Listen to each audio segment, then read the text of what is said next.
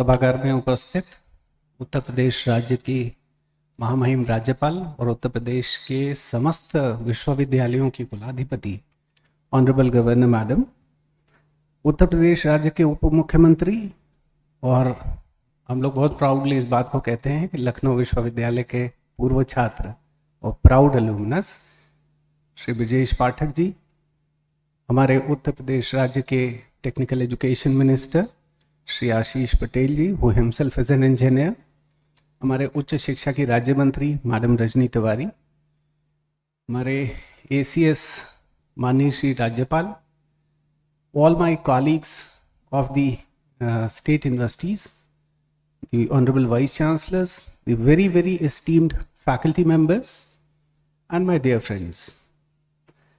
ये एक सुखद अनुभव है। कल से आज तक अभी तक हम लोग विभिन्न विषयों पर विभिन्न रैंकिंग, एक्रेडिटेशन और ऐसी तमाम बातों को सुन रहे हैं, सीख रहे हैं और अपने विश्वविद्यालय में इस्तेमाल करने के लिए परिमार्जित भी कर रहे हैं। मैं इस बात को महसूस करता हूं और आप सब भी जानते होंगे कि ये माननीय प्रधानमंत्री जी कहते हैं ये भारत का अमृत काल है, और मैं कहता हूं ये उत्तर प्रदेश राज्य की उच्च शिक्षा का स्वर्ण काल भी है। और ये स्वर्ण काल क्यों है? क्योंकि मैं दिसंबर 2019 में एज वाइस चांसलर ज्वाइन किया था, तब उत्तर प्रदेश राज्य में एक भी A ग्रेडेड इंस्टीट्यूशन जो NAAC में हो नहीं था। NIRF और QS और टाइम्स और इस जैसी रैंकिंग की बात तो मुझे लगता नहीं कोई करता था। राज्य विश्वविद्यालयों का काम प्रवेश और परीक्षा, फिर प्रवेश और फिर परीक्षा और फिर प्रवेश और फिर परीक्षा, यही बाय एंड लार्ज रही। आज राज्य के समस्त विश्वविद्यालय एक्रेडिटेशन, रैंकिंग, इंटरनेशनलाइजेशन और इस तरह के इनोवेशन जैसी नई नई चीज़ों की बात करते हैं। और ये कालजयी ट्रांसफॉर्मेशन हो सका क्योंकि इस पूरे इकोसिस्टम का एक कैटलिस्ट मिला, और वो catalyst was none other than our honorable chancellor. Now, when I say, मैं एक और बात कहता हूं और आपका ध्यान आकृष्ट करता हूं इस विषय पे कि मार्गदर्शन is one and leading from the front is another. So we were not just guided, we were led as an institution. हम सबको एक नेतृत्व प्राप्त हुआ जो ये निर्देश देकर आपको नहीं कहता था कि ठीक है ये जाइए ये कर लीजिएगा, वो कहता था ये करिए और आके बताइए। तो हम लोगों ने बच्चों की भांति, छात्रों की भांति, जो हमारी दुश्वारियां थी वो भी समय से जाके बताते थे, जो हमारी उपलब्धियां होती उसको भी बताने की इच्छा होती उसके लिए भी समय मांगते थे। ये एक complete transformation in the ecosystem हुआ।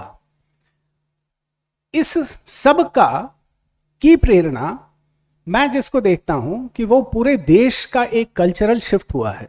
हमारे ऑनरेबल प्राइम मिनिस्टर साहब 2014 में देश के प्रधानमंत्री बने और बहुत सारे इनिशिएटिव्स ऐसे थे जिसका सबसीक्वेंट इफेक्ट, जिसने बाकी लोगों को प्रेरित किया कि वो भी ऐसा करेंगे। उत्तर प्रदेश राज्य की उच्च शिक्षा भी उससे प्रेरणा प्राप्त की और यहाँ जो ट्रांसफॉर्मेशन हुआ और बहुत सारे एक्शंस, वो चाहे इंडस्ट्री के हों, चाहे डिप्लोमेसी के हों, चाहे पॉलिसी के हों, चाहे वर्क कल्चर के हों, ये सारे के सारे चेंजेस ने देश के वर्क कल्चर को चेंज किया।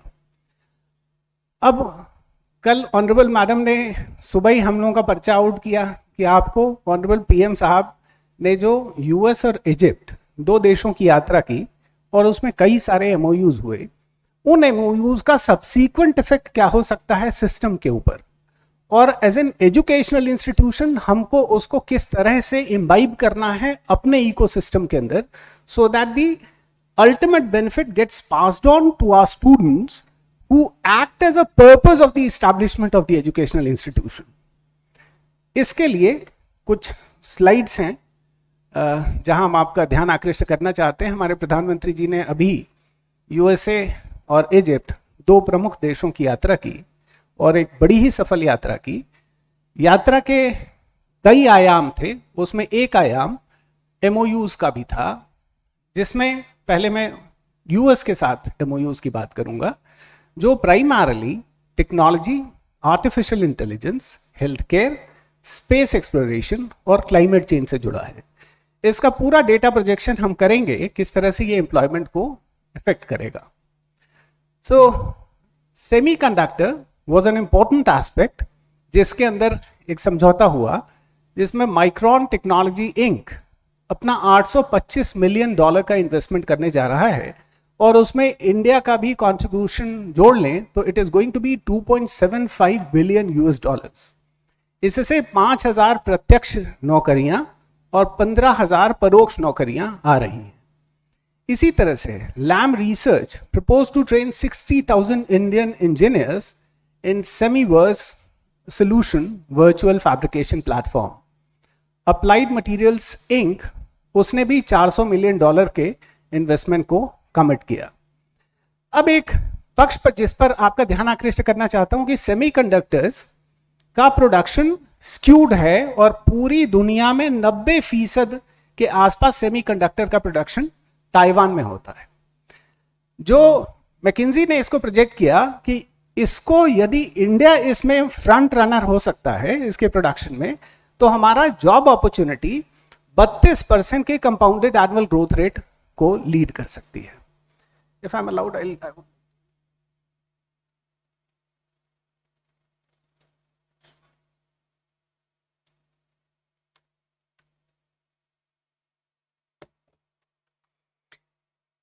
यहां से वो पूरी फिगर्स, आई एम सॉरी, वो मुझे दिख नहीं रही।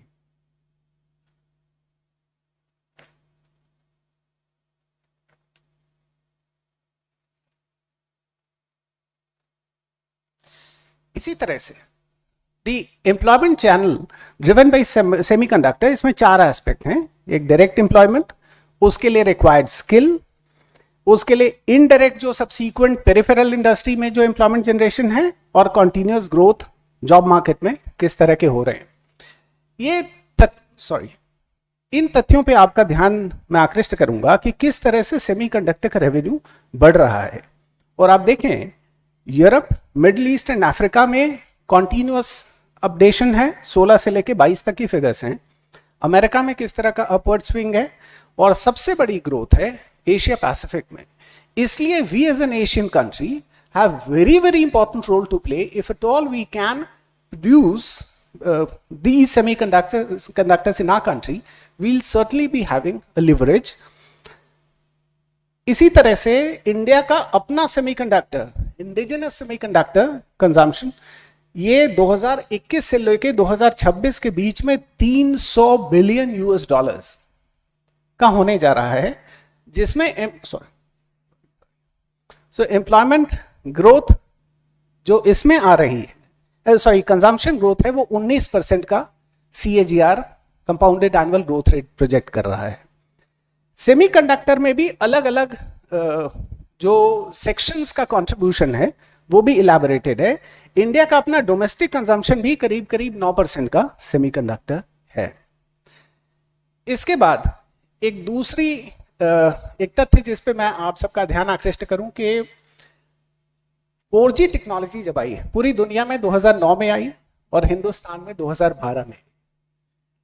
जब 5G टेक्नोलॉजी की बात आई तो हम लोगों ने पूरे दुनिया के लगभग साथ थोड़ा करीब 2021 और 2022 एक साल के गैप के अंदर पे लॉन्च किया। ऑनरेबल प्राइम मिनिस्टर साहब ये चाहते हैं कि जब 6G टेक्नोलॉजी की बात आए तो हम न सिर्फ दुनिया में उसको रिस्पॉन्ड करें, बल्कि हम उसको लीड करें, हम प्रिसीड करें, हम लॉन्च करें और बाकी लोग हमारे बाद इसको फॉलो करें।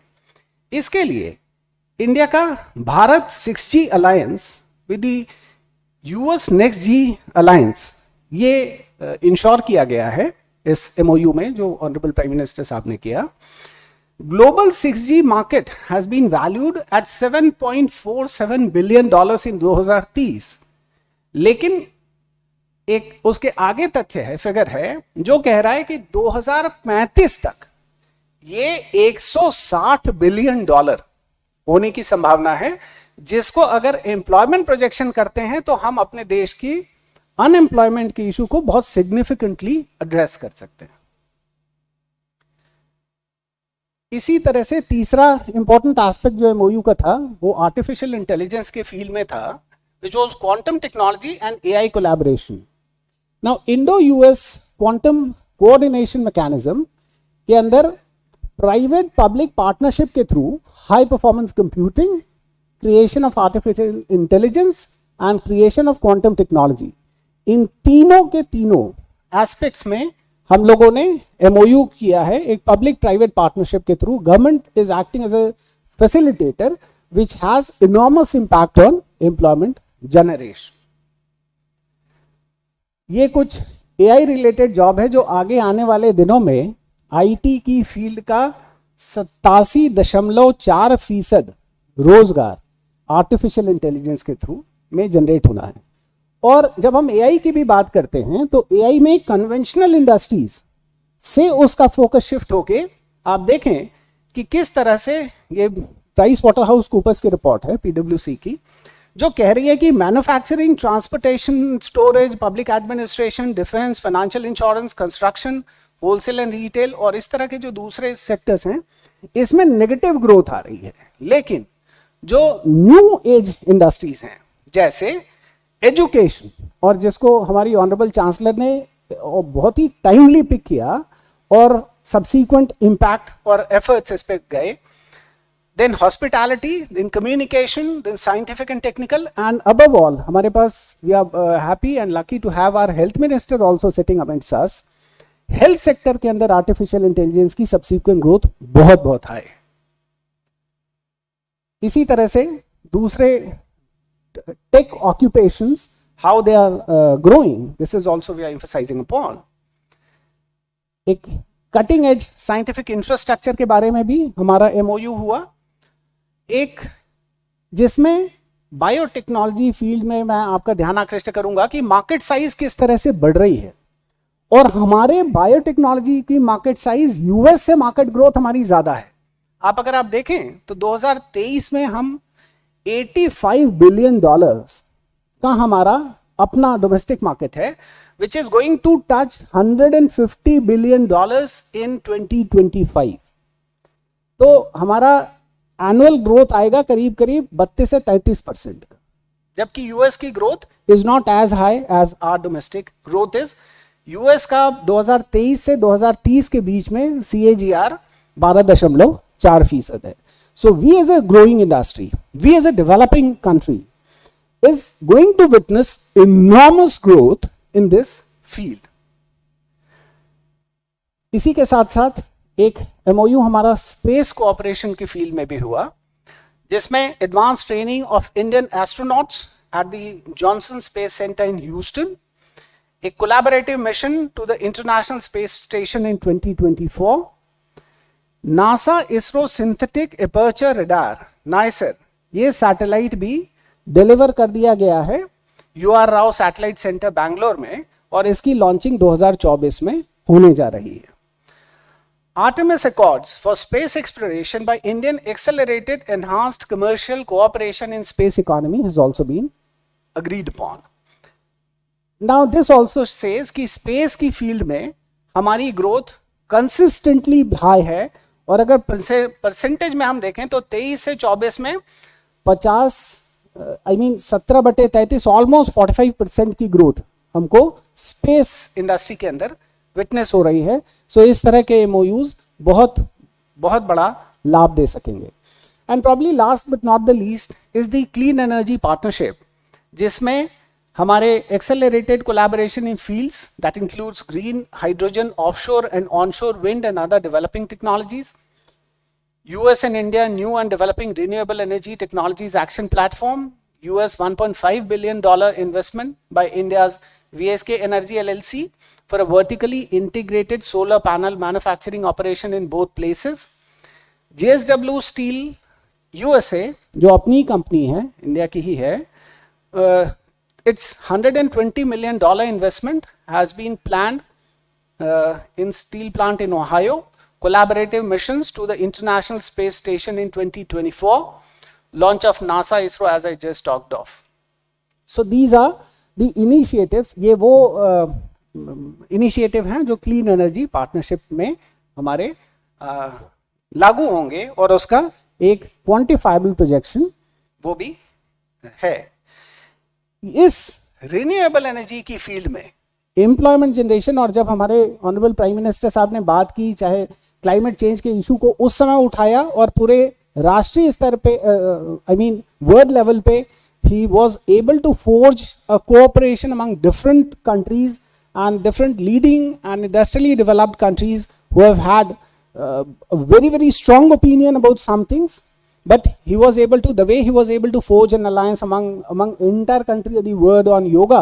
Similarly, the renewable energy was one big thing that he has emphasized upon, और लखनऊ विश्वविद्यालय में हम लोगों ने 2 वर्ष पहले इसीलिए इंस्टीट्यूट ऑफ रिन्यूएबल एनर्जी भी शुरू किया था. इसमें भी इनॉर्मस एम्प्लॉयमेंट अपॉर्चुनिटी हमको दिखती है. Similarly, there are certain other statistics also that says that this sector is globally also India is poised very well to have a projection on in terms of the employment that will accrue to the country. हमारे राष्ट्र को जिस तरह की रोजगार की संभावनाएं accrue करेंगी, वो संभावनाओं को leverage करने के लिए हम बहुत ही वेल पॉइज्ड हैं और इस तरह के मूव्स उसमें मददगार साबित होंगे. ऑटोमोबाइल डीकार्बनाइजेशन जो क्लीन एनर्जी का ही पार्ट है, जिसमें बायोफ्यूल का development, sustainable aviation fuels and supporting public and private finance for electric mobility, and we all are very appreciative of the initiatives that are undertaken by the government of India, and this such MOUs with the US and the authorities with the US will have a very lasting impact. Now, landmark defense manufacturing initiative has also been arrived at, जिसमें GE और Hindustan aeronautics limited को produce करेंगे jet engines को.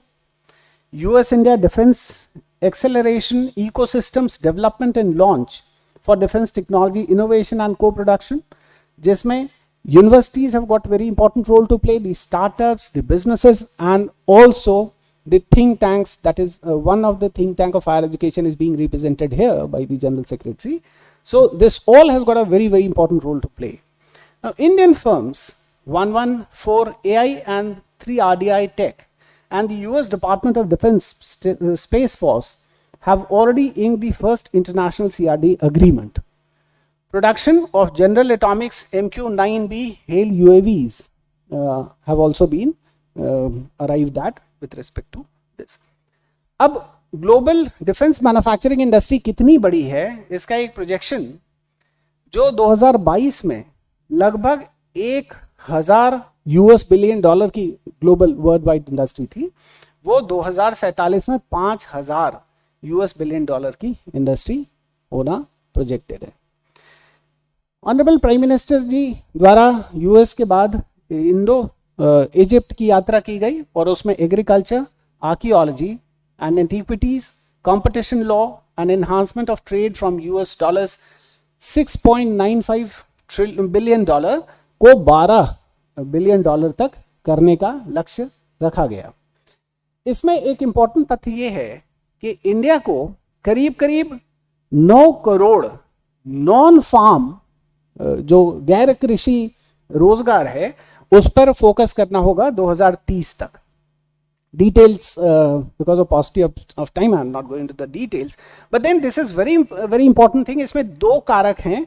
A, demography की वजह से कुछ नए लोग रोजगार के योग्य बनते हैं, शिक्षा बढ़ती है, स्वास्थ्य बढ़ता है तो और लोग ज्यादा रोजगार के योग्य बनते हैं. दूसरा, करीब 55 मिलियन वुमेन रोजगार की फील्ड में 2030 तक आ जाएंगे, नई महिलाएं रोजगार के क्षेत्र में आएंगी.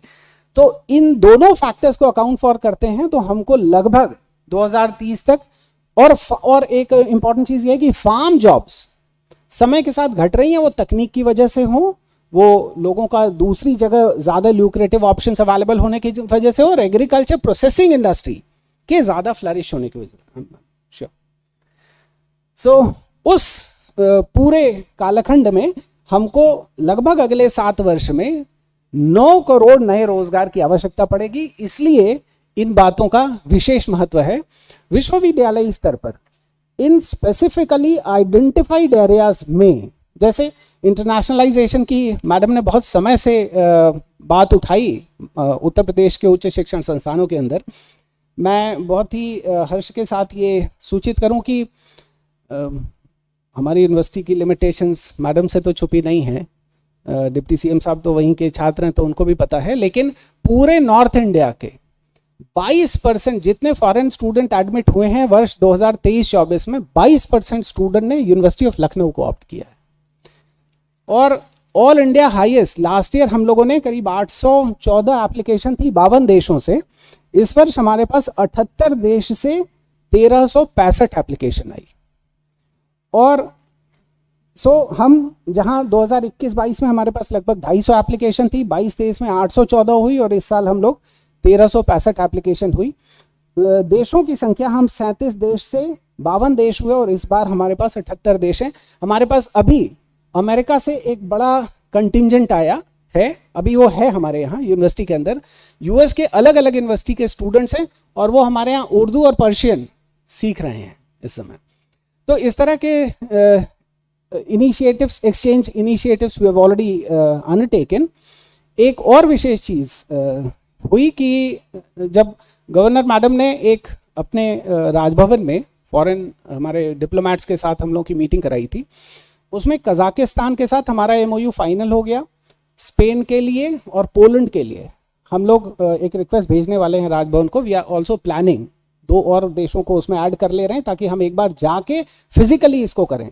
डुअल डिग्री और ट्विनिंग के लिए यूजीसी ने अपना अप्रूवल अभी दिया in line in consonance with what has been laid down in National Education policy.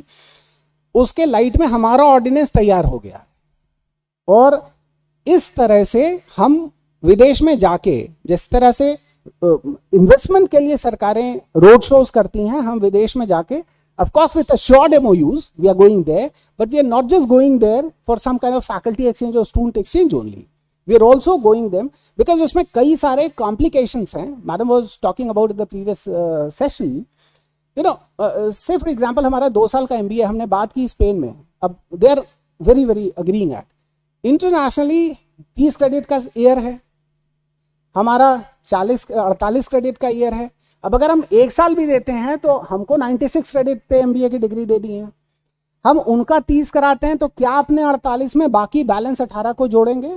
सो ये बहुत सारी माइक्रो इश्यूज हैं। दूसरा, उनकी फीस मान लीजिए अगर वो 1 साल की 10 लाख लेता है और हम 1 साल की 1.25 लाख लेते हैं, तो इसकी पैरिटी हमको कैसे ड्रॉ करनी होगी?